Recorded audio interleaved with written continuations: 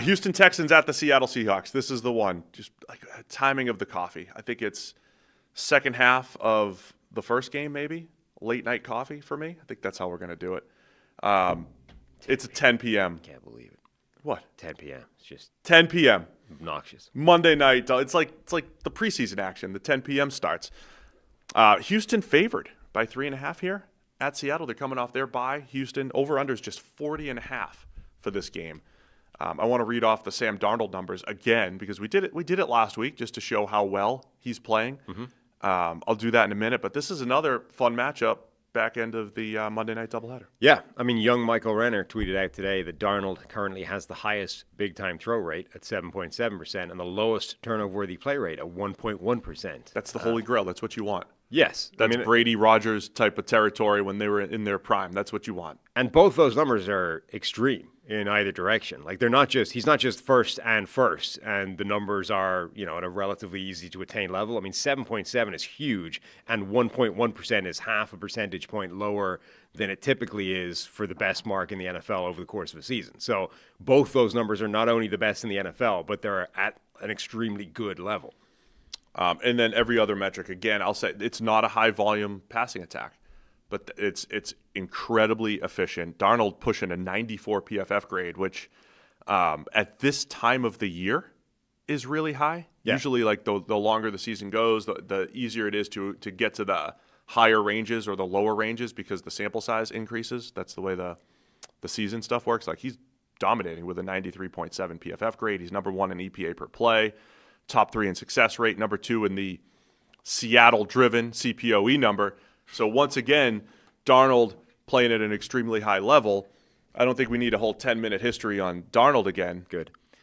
And by the way, that turnover-worthy play thing, that was new. Like last year, even with Kevin O'Connell in Minnesota. It was a couple plays a game, right? And the resurgent Sam Darnold, he still didn't have a great turnover-worthy play rate. I mean, he still put the ball in harm's way a reasonable amount. And a lot of his sort of most impressive stuff was, well, he's made a big mistake. How does he bounce back from it? And he did, right? He came back, still kept dealing, still kept making some big throws. And, and you can forgive that. Like he made a lot of positive plays to offset the occasional negative that we have. But the turnover-worthy play thing was still there. This year, he's almost completely eliminated it. Not only is he still playing really well, but also he stopped making mistakes with the ball.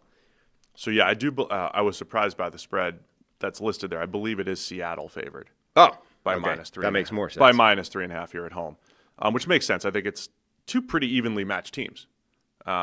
Two teams that I think had coming into the season, I had similar takes on both teams that they could each have one of those top 5 caliber defenses. And both, for Seattle, it was like, hey, what's going to happen with Darnold? We're already seeing he's playing great. Yeah. And then from a Houston perspective, hey, can Stroud get back on track? I thought these were two really good teams here. Yeah, I mean, I do think, though, that they're similar in ways, but the one big differentiator is Houston's offensive line. And I don't know if people are – it's sort of – you forget about that a little bit because they had one good game against Baltimore, who weirdly have become the asterisk in the NFL this year. Like the Ravens' defense got basically zero pressure against Houston's offensive line. And if they have a game like that, suddenly all is well, right? As soon as you take away all the pressure, then C.J. Stroud can look good, Nico Collins can feast, the offense generally can function, the rookies can eat, and everything is good. But the Ravens have become the asterisk this year, and Seattle just got through absolutely annihilating a Jacksonville offensive line that's better in pass protection than Houston's. So this could be like an absolute bloodbath for that Houston offensive line. Like I don't really see how they get out of this game without being completely destroyed by the Seattle defensive front. Pass rush, once again, I think both sides. But, yeah, Seattle's top 10 in pretty much every pass rush metric. They're doing a nice job up front. Houston's defensive front has been fierce, and they're getting after it. And I think they're gonna they're gonna give Darnold in the pass game some challenges. But the pass game does a really nice job of protecting the quarterback and using misdirection to free things up. Hey guys, real quick, only 40% of our viewers are actually subscribed, so let's change that. Hit that subscribe button, and now let's get back to the action. Both defenses are very good, but I think Seattle's offensive line is better equipped to survive than Houston's is. And the scheme really is. Again, just. Yes. It is like a vintage Shanahan-Kubiak scheme. It's Clint Kubiak calling plays, but is the vintage scheme where at the end of the game, you've got a 20 for 30 for 260 and a couple touchdowns. And when you go back, I saw Dan Orlovsky talking about some gimme throws, like give me some gimme throws for Cam Ward. When Baker Mayfield joined the Browns, or when they added Kevin Stefanski a couple years ago, I said they're going to give him, some easy buttons at the time. I don't know why that's the example that I brought up.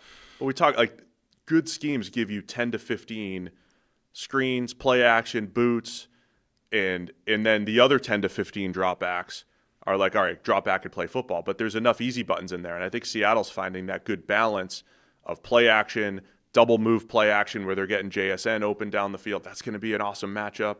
JSN going up against those Texans corners. Like there's a lot. If we all stay awake for this game on the East Coast Monday night, there's going to be a lot to look at and watch for in this one. Yeah. Just to go back to the Darnold thing really quick, not a history lesson, but we were wondering about him bouncing back from the 2 bad games. But if we take his season in totality last year, I mean, it was MVP caliber numbers, right? Like high-end numbers in what we thought was a very good situation in Minnesota, and he has been playing great football this year. Part of me thinks, well, that's all. It's always tough to sustain unless I've seen you do it before, right? If Lamar Jackson puts up those numbers, you're like, oh, I've seen him before. It's Lamar Jackson. When a guy hasn't done it before, Sam Darnold, Daniel Jones, you wonder, can they keep it up?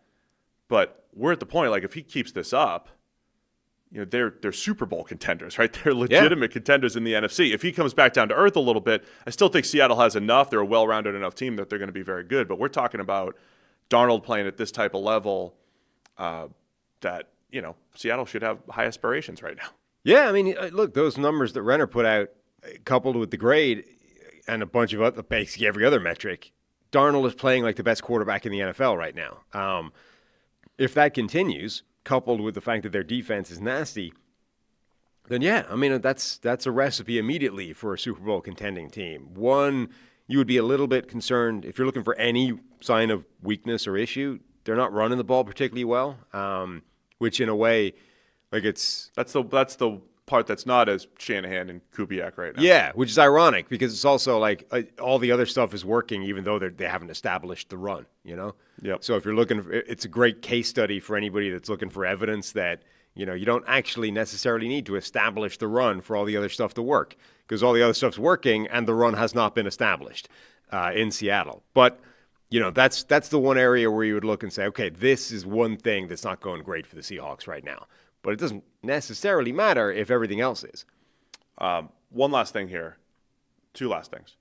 I mentioned Nick Emanwari coming out of the game last week, the rookie safety for Seattle, coming off a career-high 70 snaps, was banged up earlier in the season.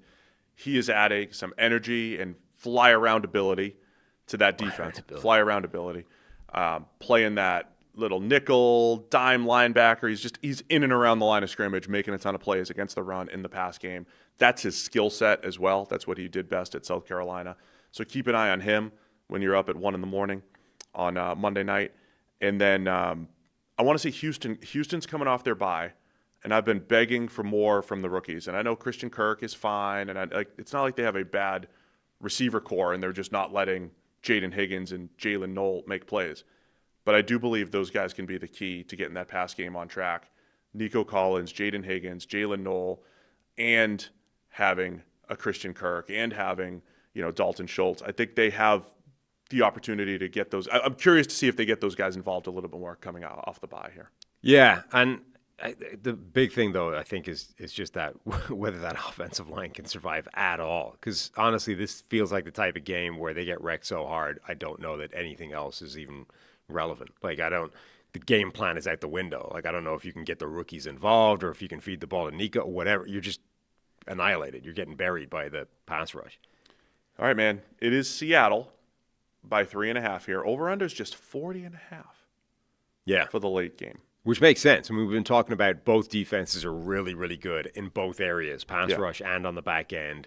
Neither one of these teams, I think, can run the ball particularly well. The only thing that differentiates them is I think Seattle's offensive line is a little bit more capable than Houston's. But, I mean, this is setting up to be a defensive battle. I'm going with Seattle, though, because of that differentiator. I'm going to go with Houston. because I just think they're evenly matched teams, and I think it's going to be tough for Darnold to play at this high of a level. He's playing so well. The analyst in me thinks that's cool, it's impressive, it's fun, but it's going to be tough to maintain. I just think we're going to see a close game. Maybe Seattle with a close win. I'll take Houston to cover as underdogs, though. Harry's going to take Seattle, but he may be, he'll take Seattle in this game. Thanks for watching all the way to the end of the video. Check the Mic is live every Monday, Wednesday, and Thursday, so be sure to hit the subscribe button so you don't miss a thing. And the all-knowing algorithm is convinced you'll also like these videos, and who are we to argue?